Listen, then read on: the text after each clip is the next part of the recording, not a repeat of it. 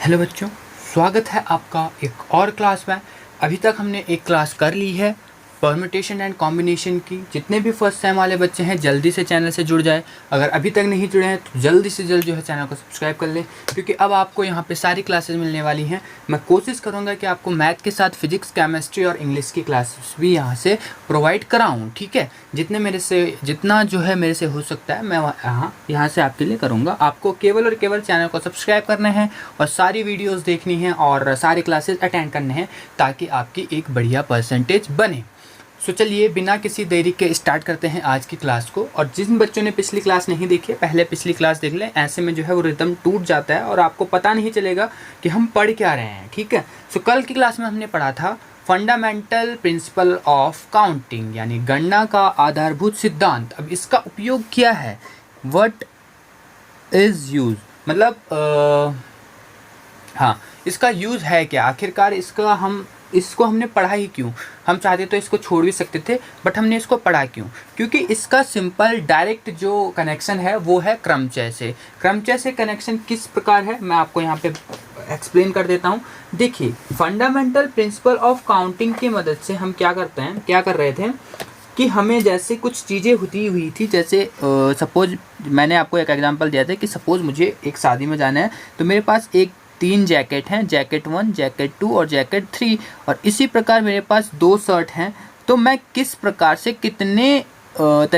इनको कितने तरीक़ों से पहन के जो है शादी अटेंड कर सकता हूँ। ठीक है, सो यहाँ पे कितने तरीके हो सकते हैं। तो ये जो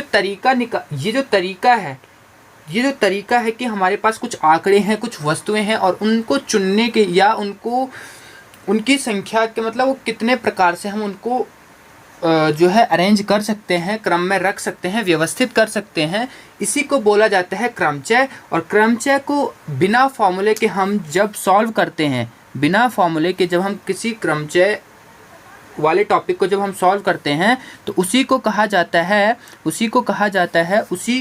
सॉल्व करने की विधि को कहा जाता है फंडामेंटल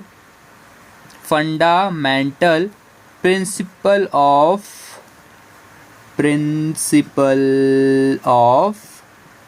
काउंटिंग।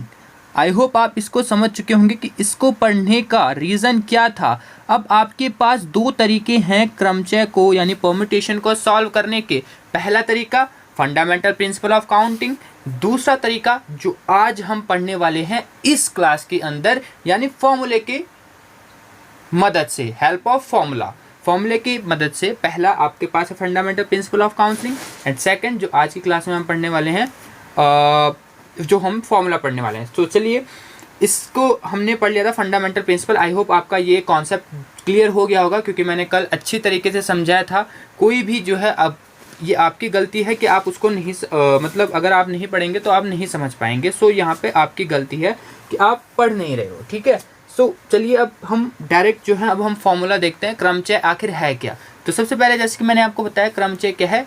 क्रमचय है अरेंजमेंट, जो वस्तुएं, जो आंकड़े हमें दी गई हैं, उन वस्तुओं, उन आंकड़ों का जो है क्या अरेंजमेंट, उनको क्रम में लगाना, उनको चुनने के तरीके, उनको क्रम में रखने के तरीके या उनको व्यवस्थित करने का तरीका ही हमारा क्या है, क्रमचय है। ठीक है, क्रमचय अगर आपसे सीधा सीधा पूछ दिया जाए क्रमचय क्या है, तो दी गई वस्तुएं या दी गई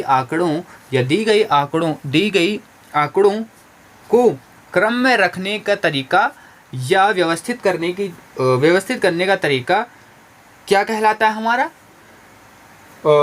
क्रमचय कहलाता है। ठीक है, तो सिंपल से अगर आप फॉर्मूला यहाँ पे परिभाषा इसकी लिखना चाहते, अगर आप परिभाषा लिखना चाहते हैं, तो आप सीधे लिख सकते हैं कि दी हुई वस्तुओं में से कुछ, ये सभी को लेकर, अब वो क्वेश्चन बोल सकता है कि इनको लो, इतने आंकड़ों को लो या इतने वस्तुओं को लो, वो क्वेश्चन पे डिपेंड करता है। ठीक है, तो यहाँ पे मैंने कुछ या सभी इसीलिए लिखा है। कुछ या सभी को साथ लेकर बनने वाले कुल तरीके हमारे बन रहे हैं, उन आंकड़ों को, उन वस्तुओं से संबंधित, उसी को हम क्रमचय कहते हैं। आई होप आप इस चीज़ को यहाँ पे समझे होंगे। तो चलिए, ये तो मैंने ऐसे ही थोड़ा फ्लो में मैंने आपको बता दिया कि क्रमचय है क्या।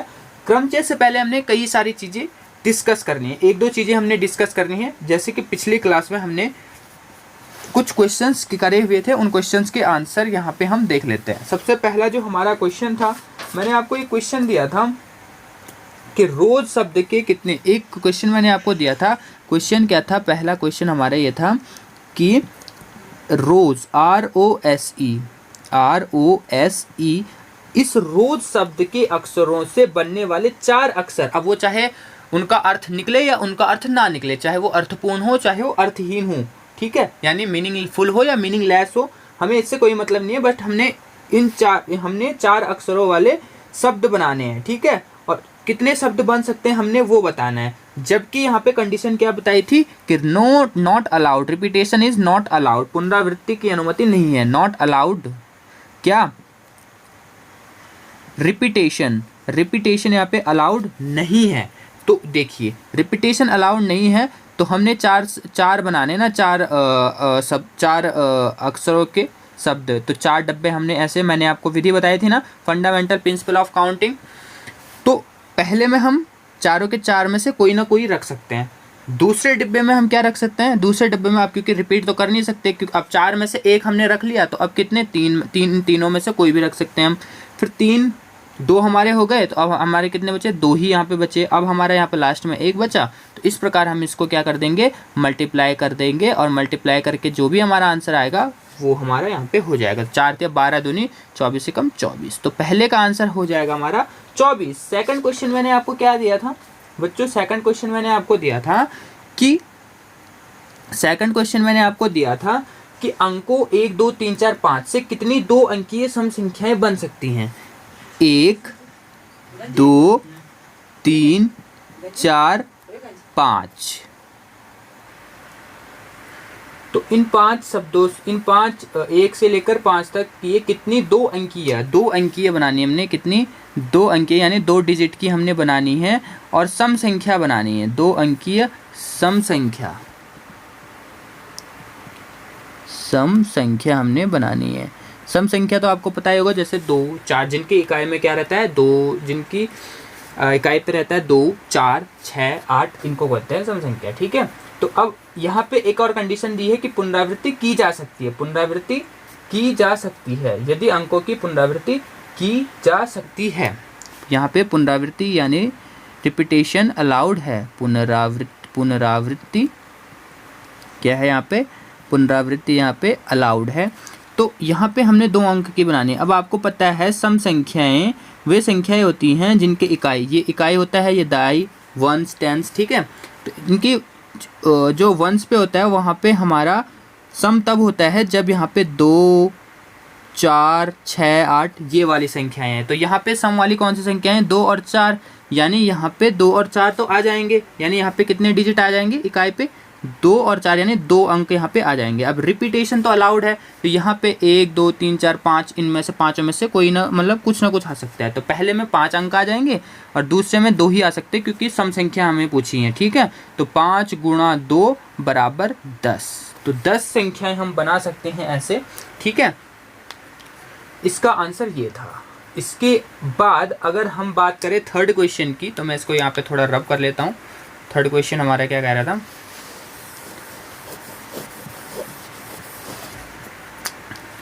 ओके, थर्ड क्वेश्चन हमारा कह रहा है कि हमारे पास 5 अंक हैं, 1 2 3 4 और 5, ठीक है। 5 से कितनी 3 अंकीय संख्याएं?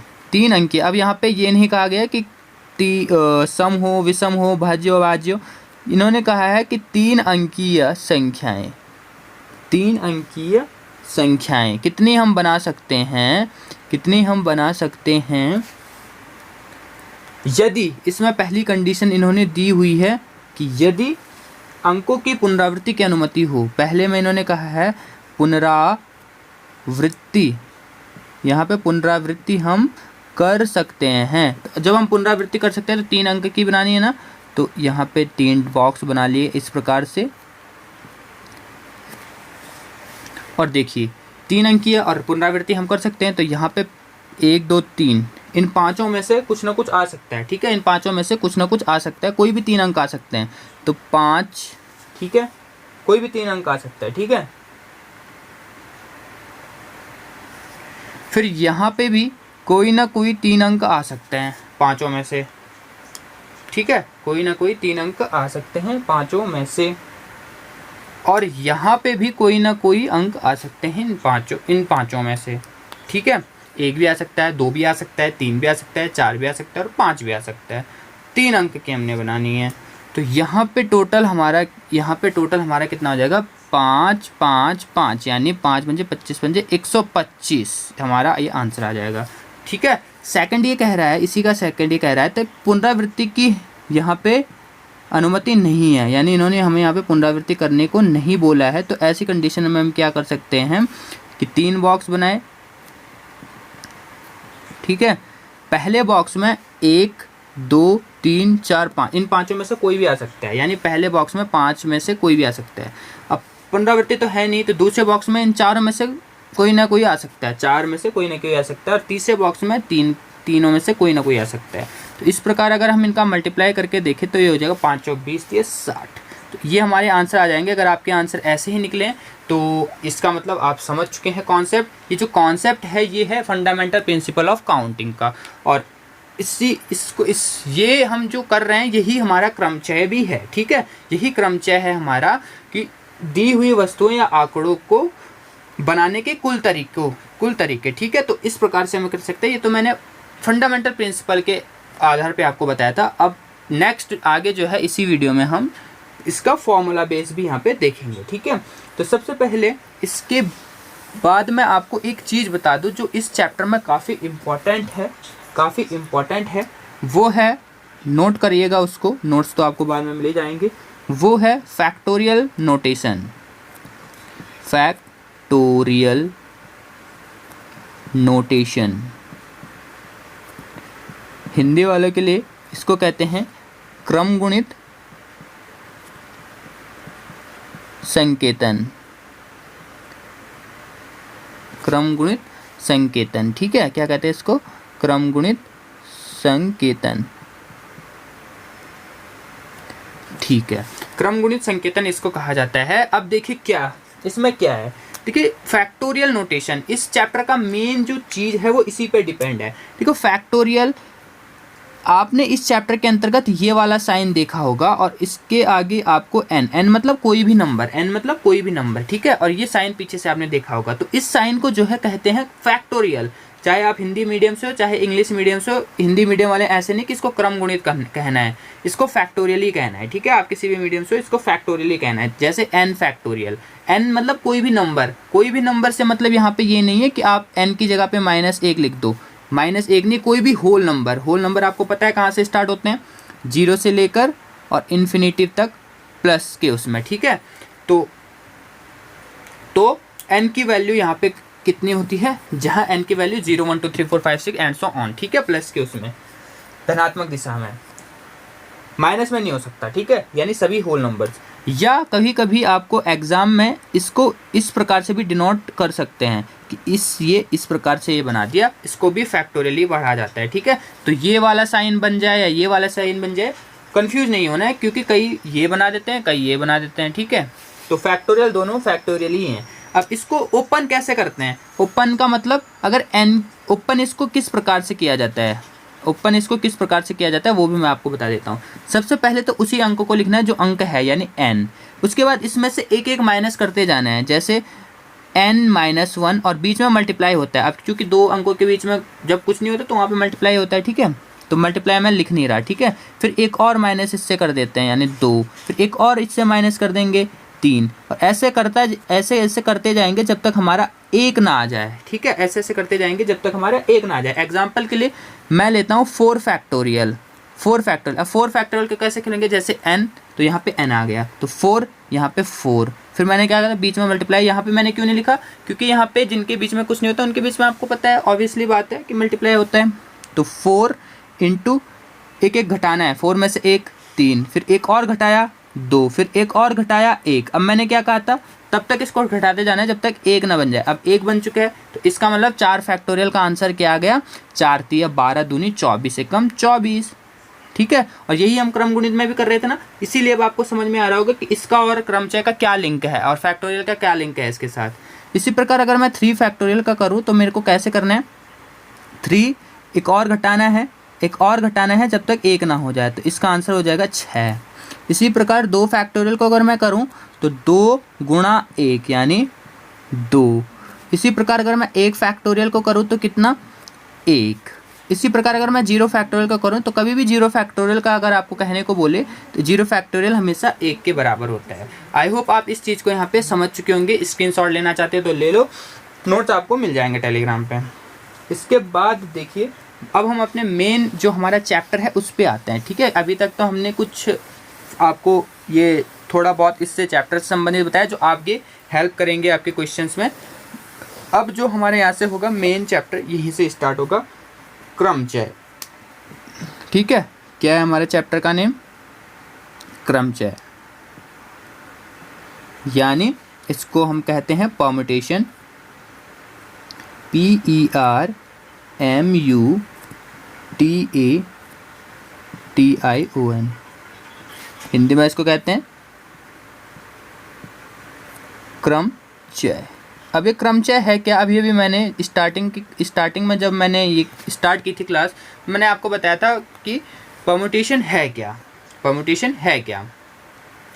तो परम्यूटेशन क्या है, सिंपली लिख सकते हो कि दी हुई वस्तुओं में से कुछ या सभी, जो भी हमें वस्तुएं दी हुई हैं, जो भी हमें आंकड़े दिए हुए हैं, उसमें से कुछ या सभी को साथ लेकर, कुछ या सभी को साथ लेकर, कुछ या सभी को साथ लेकर बनने वाले कुल तरीकों को क्रमचय कहते हैं। मैंने आपको एग्जाम्पल भी बताया था, जैसे मैंने आपको बताया था कि सपोज दैट मुझे शादी में जाना है तो मेरे पास ये जैकेट है और इतने ये हैं शर्ट हैं, तो मैं कितने तरीकों से इनको पहन के जा सकता हूँ, मैंने आपको करके भी बताया था। ठीक है, तो यही हमारा क्रमचय होता है कि जितने भी वस्तुएं हमें दी हुई हैं या जितने आंकड़े हमें दी हुई हैं, उनमें से कुछ या सभी, जो भी हमें बोला है वो, ठीक है, कुछ या सभी को साथ लेकर बनने वाले जितने भी हमारे तरीके होते हैं, उनको अरेंज करके जितने भी हमारे तरीके बन रहे हैं, उसको क्या कहते हैं, क्रमचय कहते हैं, क्रमचय कहते हैं। उदाहरण के लिए मैंने आपको बताया था कि सपोज दैट मेरे पास 2 जैकेट हैं, J1 एंड J2। अब शर्ट मेरे पास है 3, S1, S2 एंड S3। तो हम इनको कितने प्रकार से, इनको कितने तरीकों से कर सकते हैं, तो आप कहेंगे पहले हम J के साथ शर्ट 1, फिर इसके साथ शर्ट 2, फिर इसके साथ शर्ट 3। उसी प्रकार J2 के साथ पहले S1, फिर J2 के साथ S2, फिर J2 के साथ S3। इस प्रकार से हम कर सकते हैं। आई होप आपको ये चीज़ें यहाँ पे समझ में आएंगी। क्रमचय वही है जो हमने स्टार्टिंग से पढ़ रहे थे अभी तक, कि जितने भी तरीके हो सकते हैं, जो हमें वस्तुएं आंकड़े दी हुई हैं, सभी को साथ लेकर जितने भी तरीके, कुल तरीके बनते हैं, उनको क्रमचय कहते हैं। ठीक है, अब देखिए क्रमचय से संबंधित कुछ सवाल आपसे पूछे जाते हैं, कुछ क्वेश्चंस आपसे पूछे जाते हैं, वो किस प्रकार बनते हैं। अब देखिए एक क्वेश्चन आपका इस प्रकार बन सकता है कि बताओ क्रमचय क्या होगा जब सभी वस्तुएं भिन्न भिन्न हों, जब सभी वस्तुएं भिन्न भिन्न हों, जब सभी वस्तुएं क्या हों, भिन्न भिन्न हों, भिन्न भिन्न हों, भिन्न भिन्न हों, और पुनरावृत्ति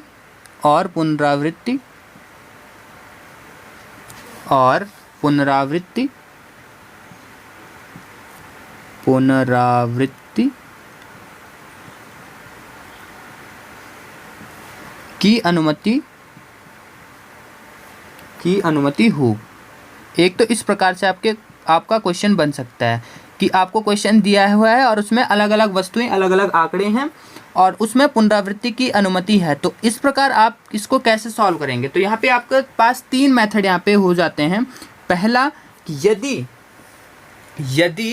यदि देखो परम्यूटेशन को कभी भी लिखते हैं ना तो NPR से लिखते हैं, NPR से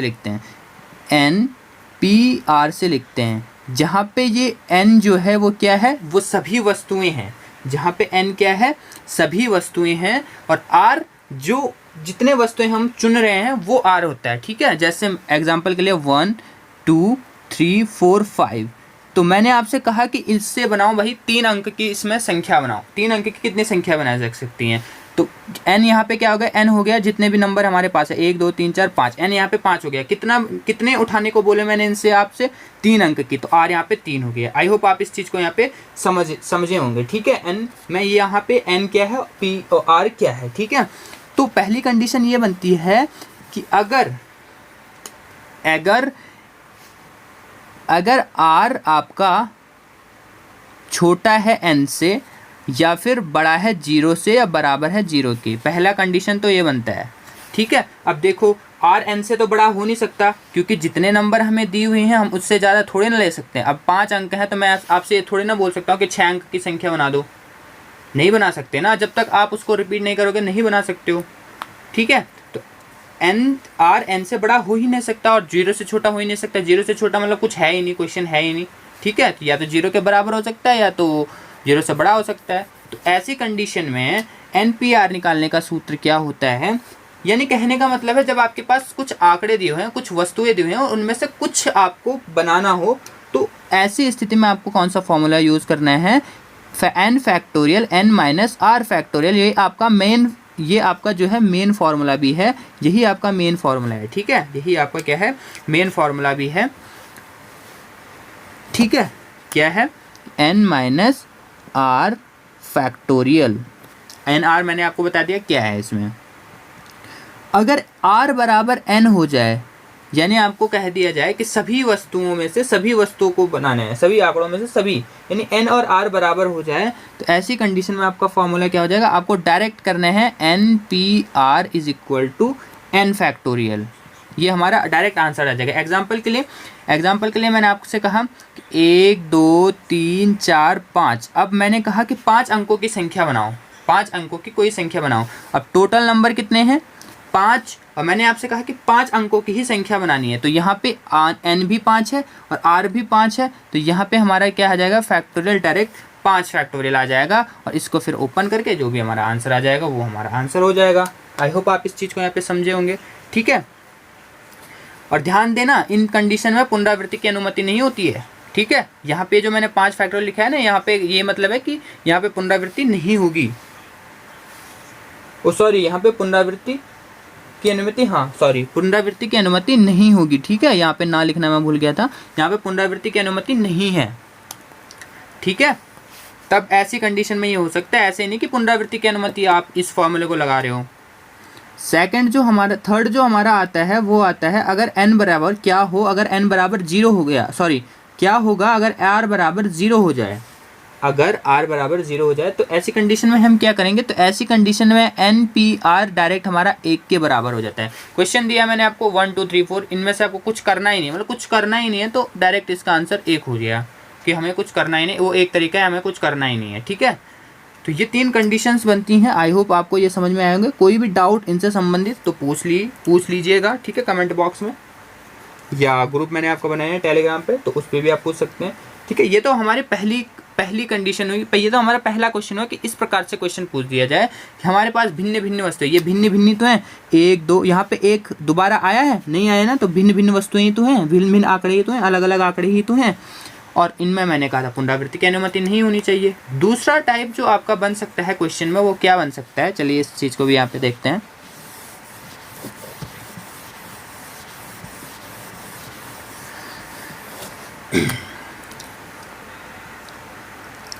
दूसरा जो टाइप आपका है वो ये बन सकता है कि जब सभी वस्तुएं भिन्न भिन्न हों, जब, ध्यान से सुनिएगा, जब सभी वस्तुएं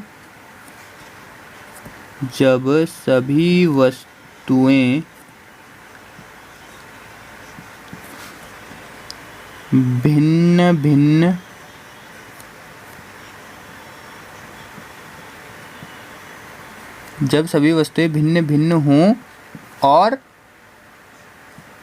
पुनरावृत्ति की अनुमति हो। पहले उसमें तो हमें पुनरावृत्ति की अनुमति नहीं थी, लेकिन यहाँ पे हमें पुनरावृत्ति की अनुमति है, और पुनरावृत्ति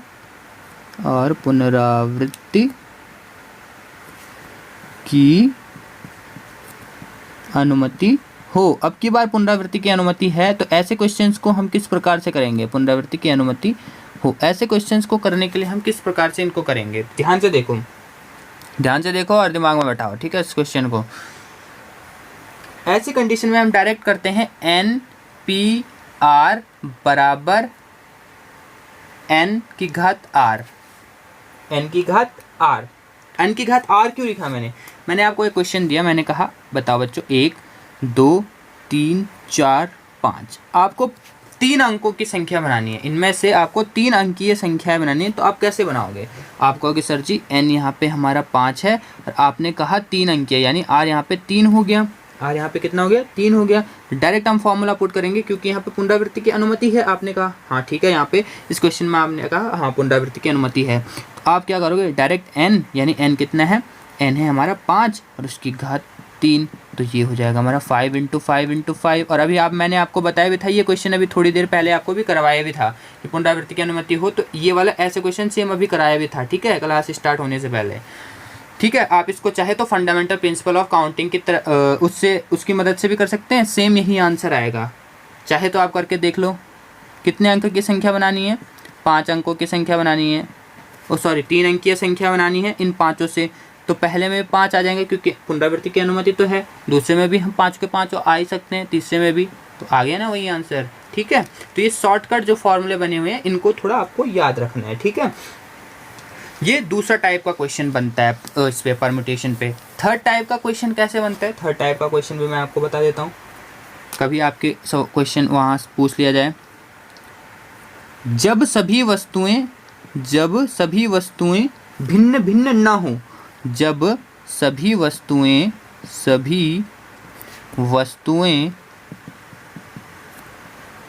भिन्न भिन्न ना हो,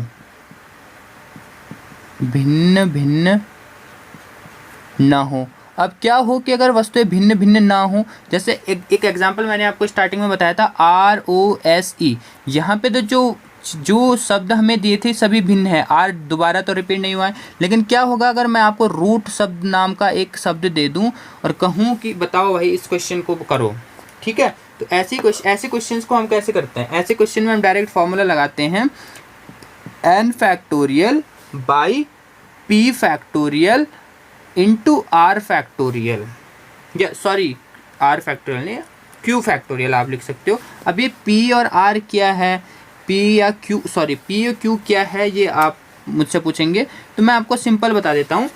p मतलब ये जो रिपीट हो रहा है ना, ये जो लेटर्स या जो नंबर्स रिपीट हो रहे हैं उनको मैंने p मान लिया, ठीक है। और इसके अलावा q क्या है? q अगर कोई और भी बड़ा शब्द आ गया जिसमें जैसे सपोज यहाँ पे अगर t भी रिपीट होता तो जो दूसरा रिपीट हो रहा है उसको मैंने q मान लिया, ठीक है। अगर सपोज दैट जैसे जू है, जू, ठीक है, ये है जू है, तो जू में देखो रिपीट 2 ही शब्द हो रहे हैं, तो यहाँ इस फॉर्मूले में हमें क्या करना है?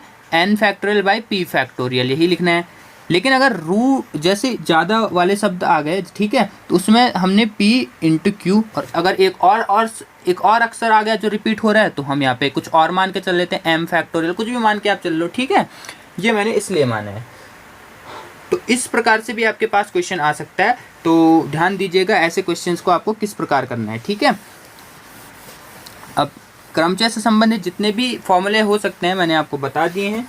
एक क्वेश्चन आप घर से करके लाओ, ठीक है। क्वेश्चन क्या है? n-1, ये घात है किसकी? p की 3, और ये np4 और 1, यहाँ पे आपको n की वैल्यू आपको फाइंड करनी है। n की वैल्यू क्या होगी? तो जल्दी ये q नहीं है, ये 9 है, ठीक है, ये 9 है, सॉरी यहाँ पे आपको दिख नहीं रहा, तो यहाँ पे थोड़ा n-1 ये घात में है, फिर 3 और np4 और 1/9, n की वैल्यू आपको फाइंड करनी है। इसका आंसर मेरे को कल इसी वीडियो के कमेंट बॉक्स में चाहिए। और वीडियो काफ़ी ज़्यादा लंबा हो गया। क्रमचय से संबंधित जितने भी चीज़ें हमने पढ़ ली हैं, जितने भी टाइप के क्वेश्चन बन सकते हैं उसके बारे में मैंने आपको बता दिया है। अब लास्ट क्लास हमारी संचय पे होगी और उसके बाद ये जो 3 क्लासों में सिमट के रह जाएगी ये क्लास, और प्रैक्टिस क्वेश्चन के लिए अलग से जो है मैं प्लेलिस्ट आपके लिए बना दूंगा, ठीक है। और फिर नया चैप्टर स्टार्ट करते हैं। ओके, आई होप आपको वीडियो क्लास पसंद आई होगी। सो सब्सक्राइब, शेयर, लाइक वगैरह कर देना। मिलते हैं नेक्स्ट क्लास में, तब तक के बने रहे हमारे चैनल UKT पाठशाला में।